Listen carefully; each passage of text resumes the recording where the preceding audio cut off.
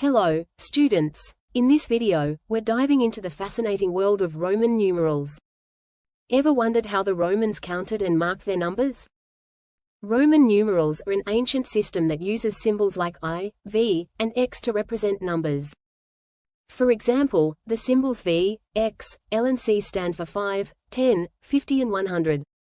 You've likely seen these in everyday life, maybe to label school years or on clocks. There are just 7 basic Roman symbols, and they combine based on simple rules. When a smaller number comes before a larger one, we subtract. For example, IX represents 9 because 10 minus 1 equals to 9. But when a smaller symbol follows a larger one, we add them, like VI, which equals 6 because 5 plus 1 equals to 6. Letters can't repeat more than 3 times, and letters like V and L never repeat at all. Let's quickly look at an example. To convert 67 to Roman numerals, we split it up to 60 is LX, and 7 is 7, so together, we get LXVII. Now it's your turn. Can you think of a number to write in Roman numerals? Share your answer in the comments below.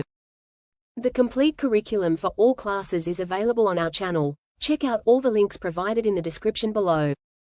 Please make sure to like, share, and comment for more such videos.